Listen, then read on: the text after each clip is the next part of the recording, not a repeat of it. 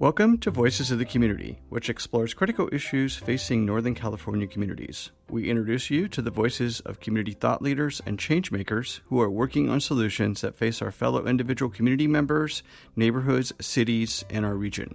This is George Koster, your host. This episode is part of our series exploring COVID-19's impact on nonprofits and small businesses in the San Francisco Bay Area. Back in April of 2020, when we decided to create this ongoing series on COVID-19's impact, first on nonprofits and then on small businesses in the San Francisco Bay Area, we, like you, had no idea how long the pandemic would go on and what the health and economic impact would be in our community. Going into 2021, the pandemic is now killing more people, shutting down more nonprofits and small businesses, along with wiping out the livelihoods of families, neighborhoods, and communities. We will continue to shine a spotlight on the nonprofits and small businesses that make up the fabric of our community, along with the founders and staff who are struggling to deal with the impact of the COVID-19 pandemic on their operations, services, and sustainability until we can all get to the other side of the pandemic. Along the way, we will also share with you all the amazing solutions that our nonprofits, small businesses, foundations, and government leaders are working on to help us all get to the other side of the pandemic and come together to rebuild our communities with more economic, social, and environmental equality. We just want to make sure that nonprofits are able to access the same relief programs that for-profits are able to access, or to have comparable programs. So we've been advocating really hard at the state level to make sure that any kind of relief programs for small businesses, for example, are also open to nonprofits. And we've been successful in that regard. The California Small Business COVID-19 Relief Grant Program, which is a mouthful, we just call it the Relief Grant Program, includes nonprofits. We're about to start the sixth round of that program, and nonprofits are included. They're eligible. This is the Public Policy Director, Lucy Salcido Carter of CalNonprofits. Over this past 13 months of producing this special series on the impact of the COVID-19 pandemic on nonprofits, we have introduced you to numerous nonprofit organizations in the Bay Area. In today's episode, we wanted to provide you with a statewide perspective on our nonprofits and introduce you to CalNonprofits, a nonprofit that's mission is to help other nonprofits in our nonprofit sector. I'm joined remotely by the Policy Director, Lucy Salcido Carter, and Christina Dragonetti, the Outreach and Communications Director at CalNonprofits. Thanks for being here, Lucy and Christina. Thanks for having us. So I'm going to turn to you first, Christina, and have you provide our audience an overview of CalNonprofits programs. So the California Association of Nonprofits, which we say CalNonprofits for short, we're a policy alliance of more than 10,000 organizations and the voice of California's nonprofit community. We're a membership organization, and what we do is we respond to the needs of the member organizations and organizations in California in general, and then raise the profile of the nonprofit sector to elected officials. And Lucy will be talking more about our work there. Members, of course, get some unique benefits, and we also offer some education programs that in that intersection between nonprofits and government. So helping nonprofits stay compliant and advocate for themselves, and then putting nonprofits directly in touch with their elected officials. And how many nonprofits are members of CalNonprofits? We have 10,000 members in our alliance. And it's statewide, from San Diego to Eureka, to everywhere. We love our rural members, our urban members. We've got members in lots of different communities, lots of different subsectors, arts, human services, environmental organizations, animal organizations, small, tiny little volunteer organizations to, the really big hospitals. So we're really proud to have such a big cross-section of nonprofits. We don't just serve our members, even though we have a huge membership. The policy work, and we'll talk about that more in the education programs, all the work we do is serving the sector across the state, whether or not the organization is a member. We hope they will join, but whether they join or not, we are fighting for them and doing advocacy on their behalf. Staying with you, Lucy, could you walk the audience through what is CalNonprofits doing in the way of both policy development and, to your point, policy promotion? Sure. So, just to start off, to be clear, because we represent the community of nonprofits all across the state, we don't get into the weeds around particular sectors. Like, we may support them overall, but we tend to focus on issues that affect the whole sector. So public funding access for nonprofits generally across the state, how to support the nonprofit workforce. You may not know this, but we are the fourth largest employer in the state by industry. So that's a lot of people who do work in the nonprofit sector. We want to make sure that they have the rights and protections that they need to do their job well and serve the community well. We have kind of what I would call a policy framework, but it's like a working document that reflects what we have heard from the community are the key policy issues. So we use that to guide our work. So we're hearing directly from the sector and then applying that in our advocacy. So some other areas are civic engagement and voter rights and upholding the values of the nonprofit sector overall in whatever ways we can through policy. So that gives you a bit of a picture. Now, of course, during the pandemic, we've been focused on particular things. We've typically been focused on state level policy, but there's been so much happening at the federal level. So we've had to be engaged more at the federal level than we have been in the past, just advocating on behalf of nonprofits with regard to the Paycheck Protection Program, for example. Now, we don't take the lead usually in the federal work. We work with organizations like the National Council of Nonprofits who are based in DC and have their finger on the pulse there, but we definitely will weigh in when we need to. But at the state level, we're responding to the needs that we've heard nonprofits say they have. So, for example, early on, we did a survey of nonprofits. We got about 620 responders to that survey, and they let us know that they were really having trouble on their contracts that they had with public agencies. So many nonprofits are contractors with state and local agencies. And all of a sudden, because of the pandemic, they weren't as able to perform on contract. They had to switch their programs from in-person to virtual, or they had to reduce programs because of PPE costs or just to accommodate safety measures that they had to put in place. But they had a contract that said they had to serve a certain number of people and they had to do it in a certain way. So one of the real challenges for nonprofits early on, and actually continues, is working with those public agencies to make sure that they still get paid on those contracts and that there's flexibility for them to adapt their programs as needed to be able to continue to serve their communities. So that's a policy issue that we've been really focused on in the past year. And I would say there's a few other things going on at the state policy level. We've been really working very hard on a bill to regulate online charitable fundraising platforms. This is an area where the law hasn't caught up with technology. It's a key way that donors give money to nonprofits, but there are some loopholes and some problems, and the money doesn't always get to nonprofits in a timely way, and maybe not quite the amount of money that the donor thought was going to go to the nonprofit ends up going. So these regulations are really needed, and we've been working hard with the bill author and other stakeholders to get a bill through this year. It got stymied last year. And the other thing that we're really pushing for, that we'd love to have other nonprofits push for as well, is some kind of nonprofit liaisons in state agencies or in the administration or some combination, because what we found is that there aren't places for nonprofits to go when they do have compliance challenges or they do have contract challenges.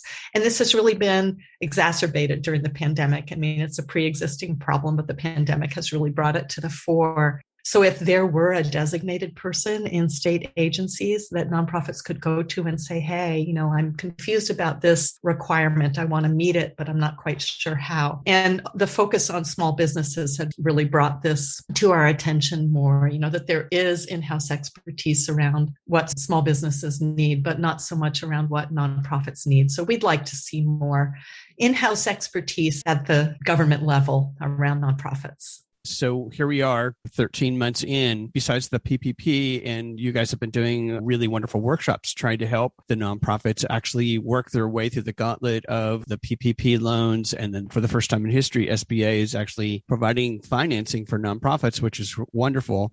So what are some of the other really big policy issues that have come out of the COVID-19 pandemic that are impacting nonprofits? We just want to make sure that nonprofits are able to access the same relief programs that for-profits are able to access, or to have comparable programs. So we've been advocating really hard at the state level to make sure that any kind of relief programs for small businesses, for example, are also open to nonprofits. And we've been successful in that regard. The California Small Business COVID-19 Relief Grant Program, which is a mouthful, we just call it the Relief Grant Program, includes nonprofits. We're about to start the 6th round of that program.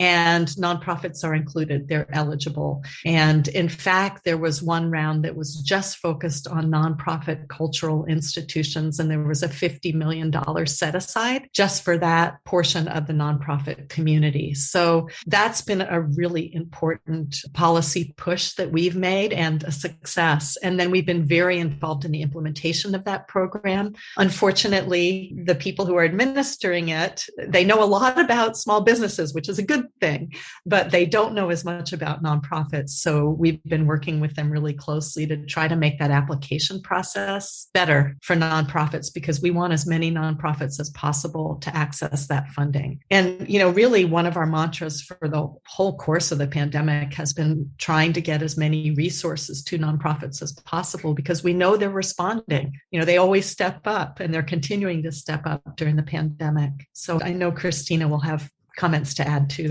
I just want to say that, disasters are not new to Californians. We got wildfires, we've got mudslides, we've got dams that break, we've got, earthquakes. So nonprofits are used to stepping up for whatever their community needs. And, nobody has in their plan for the next 5 years respond to wildfires or respond to pandemic. So, we have our plans, we have what we do normally, but when our communities need us, we step up. I mean, nonprofits really shift into different gears and providing resources in different ways, serving their communities in different ways. A pandemic is pretty unusual, but we're seeing a lot of the same patterns that we've seen with other disasters that we do. And, there's been some pretty dire predictions about nonprofits. Like there was one prediction that about a third of nonprofits would be out of business by this last December. And that's just not true. Some organizations are all volunteer organizations. They've just gone dormant rather than out of business. You don't need to be doing Friends of the Library kinds of stuff when the library is closed, but they'll come right back up once the whole thing is over. So I just wanted to point out that, this is definitely daunting and nonprofits are under tremendous pressure, but we're not seeing the dire drop off of nonprofits that were predicted, which I think is something that we can really be proud of. I just wanted to jump in to let you know that the other thing we've been wanting to make sure that nonprofits have is information. So we really want to get as much funding and other kinds of COVID-related relief to nonprofits so that they can access funding, but they know what to do with eviction moratoria, for example. Are they going to get evicted from their commercial property? What do they need to know? So we've hosted a lot of webinars. We've done webinars with SBA staff directly on the Paycheck Protection Plan. We've done legal do's and don'ts webinars to help nonprofits know what to do around reopening, for example. There are a lot of legal issues related to that. So, in addition to the policy work that we do, I think a key piece during the pandemic, but beyond the pandemic, is our education program. And that's been very important, especially during the pandemic. Thank you, Lucy. That was great. So I'm going to turn back to you, Christina, and then ask you the same question, Lucy, which is, you've both been there for a while. If you would share with the audience your favorite moment of working at CalNonprofits that you feel kind of exemplifies the impact of CalNonprofits work within our nonprofit sector. I've been working at California Association of Nonprofits for about 8 years now. And my favorite part is actually talking to nonprofits and seeing how much passion and zeal people have for their communities. And in times like this, and especially this last year, being able to respond to what they need and to just have conversations with nonprofits about, what their fears are, what they're expecting, and then also what they're proud of, what they're able to do, and how strong their staff are and responding. And so I just love that we can help get those things done and get the money from, government into nonprofit hands. So my favorite part of this and the impact that we have is really that kind of one-on-one interaction and support that we're able to provide in the context of this kind of larger policy work that we do. And Lucy, same question. Yeah, I had a hard time with this one, George, because I want to give you like 10 answers. So maybe I'll just list some of them for you. I mean, I do think it was really exciting and satisfying to be able to get good information about the federal programs to California nonprofits and being able to actually have SBA representatives on our webinar. We had thousands of people join those webinars. So we were really filling a need. People needed that information so badly. So it was very satisfying to be able to provide that to them in real time and then have that create opportunities for them to access other resources. So that's one thing. And then there's a couple of nerdier things that I've really enjoyed being involved in.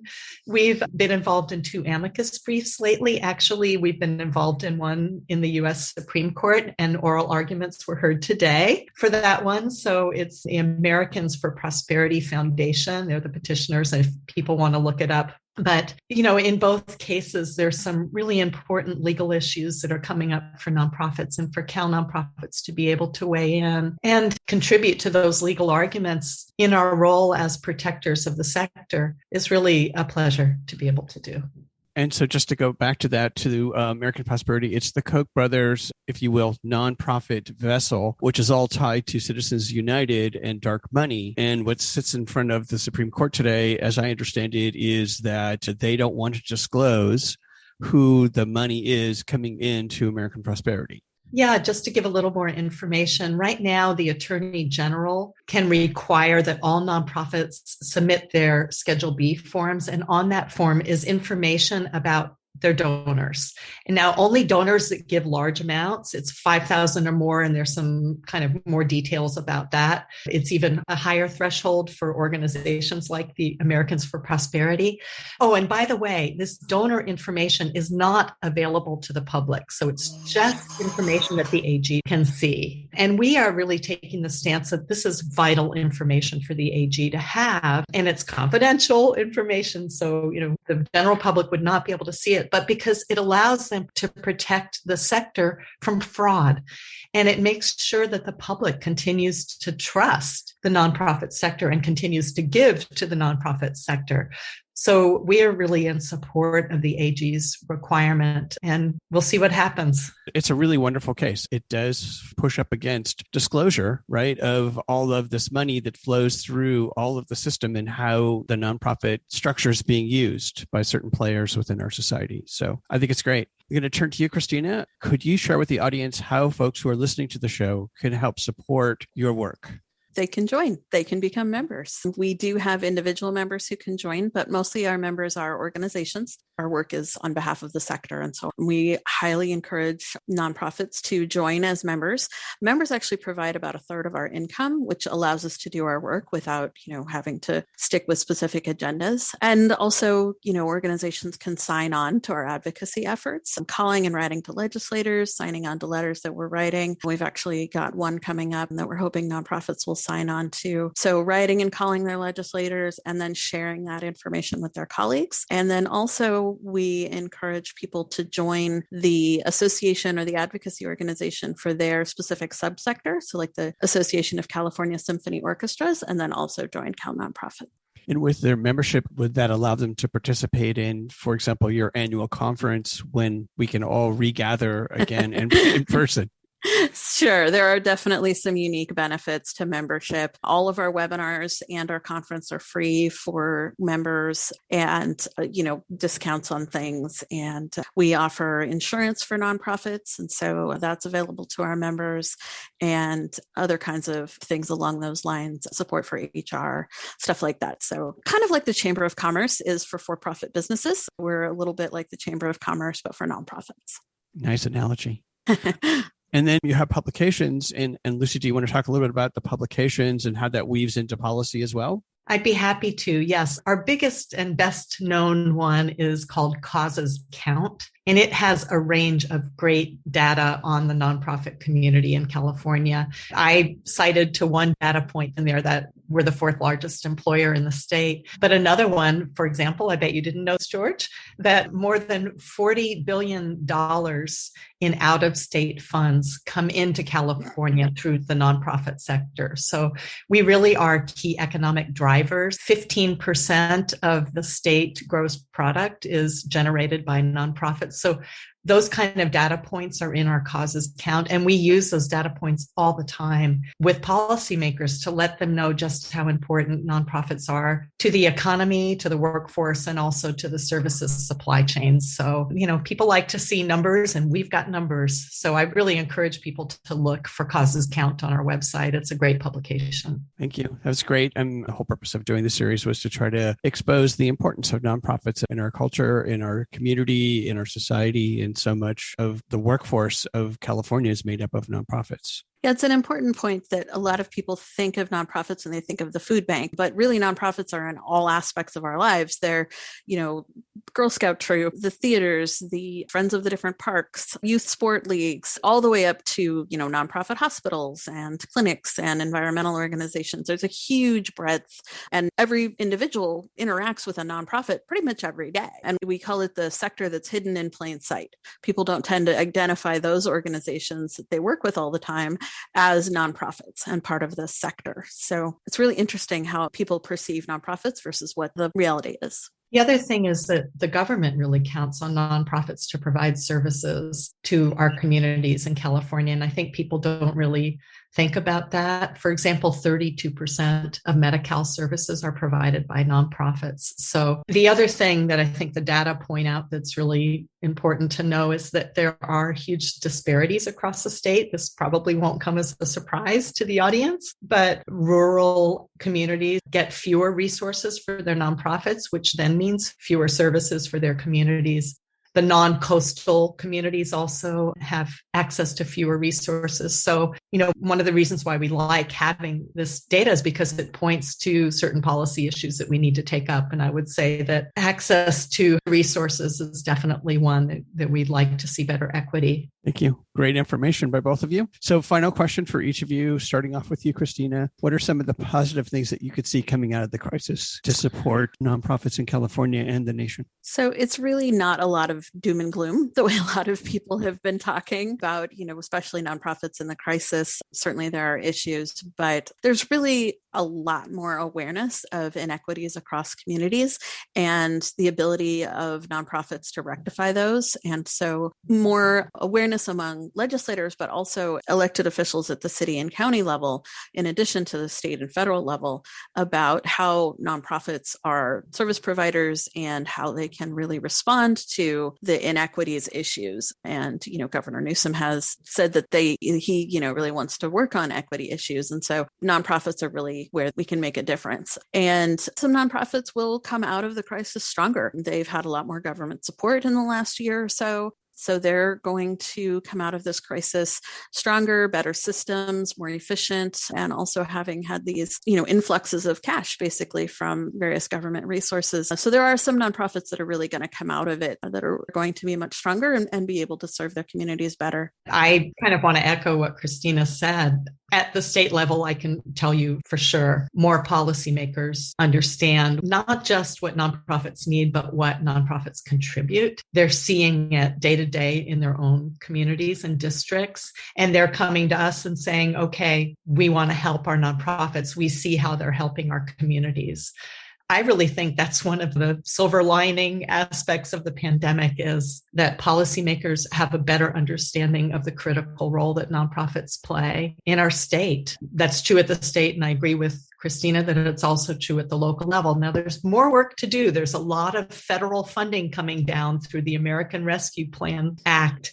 And, we really would strongly encourage nonprofits at the city and county level to be reaching out to their local officials to make sure that some of that money goes to nonprofits. We know that a portion of it needs to go to county and city government and infrastructural costs, but nonprofits need to get a portion of that. And that didn't happen with the CARES Act money. So, having access to those resources is amazing, but we have to push for it. That was great. So thank you, Christina and Lucy, for sharing the wonderful insights from your work at CalNonprofits and your work with our nonprofit sector. We'll make sure that listeners have your contact information, website, and social media, along with links to all of your great resources so they can get engaged with CalNonprofits and to support your work. Please stay safe and healthy as we all work our way through this very strange new normal.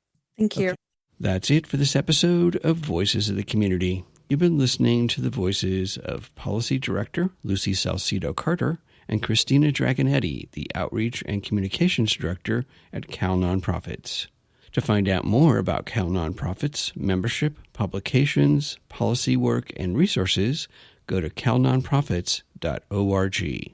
To find out more about the pandemic's national impact on the nonprofit sector, please listen back to our interview with Jacob Harold and Anna Koob from Candid, who conducted and published the largest national and state analysis on how many nonprofits could shut down because of the COVID-19 pandemic in episode 34. Please tune in to next week's show, where our theme is the importance of public libraries and how they have been dealing with the pandemic. For our Thursday, May 20th show, we will be rebroadcasting on KSFP our interview with Lucy Faulkner and Don Logston, the co-founders of Serendipity Films, about their documentary, Free for All, Inside the Public Library. And on Friday, May 21st, we have another one-hour special featuring a panel discussion co-hosted with friend of the show, Susan Stewart-Clark of Common Knowledge, with Jayanti Adelman, Director of Library Services from the City of Hayward Public Library, and Derek Wolfgram, the Library Director from the Redwood City Library. This one-hour special will be broadcast on KSFP 102.5 FM on Friday, May 21st at 7 a.m. and 2 p.m., Saturday, May 22nd at 5 p.m., and again Sunday, May 23rd at 9 a.m. We hope that you enjoyed the insights, points of view, and personal stories from the voices of changemakers and their nonprofits and small businesses featured in this series. To find out more and get engaged with the nonprofits, small businesses, and staff members featured in the series, please go to my website, georgecoster.com, and click on Voices of the Community to find links to the extended versions of these interviews and to listen to the entire series. After listening to these stories, we hope that you will consider making a donation and volunteering to provide a hand up to your fellow community members. I want to thank my associate producer, Eric Estrada, and Casey Nance at Citron Studios, along with the wonderful crew at the San Francisco Public Press and KSFP. Voices of the Community is a member of Intersection for the Arts, which allows us to offer you a tax deduction for your contributions. Please go to georgecoster.com and click on the donate link to make a donation to help us provide future shows just like this one. While you're on our website, you can enjoy our archived past shows, which feature community voices working on solutions to critical issues facing Northern California communities. And you can sign up for our newsletter to find out more about future shows, as well as shows and events from the organizations that are included in our episodes. Take us along on your next COVID walk by subscribing to Voices of the Community on Apple Podcast, Spotify, and Google Podcast, or wherever you get your podcast. You can follow us on Twitter at George Coster, and we'd love to hear from you with feedback and show ideas, so send us an email to george@georgecoster.com. I'm George Coster in San Francisco, and thank you for listening.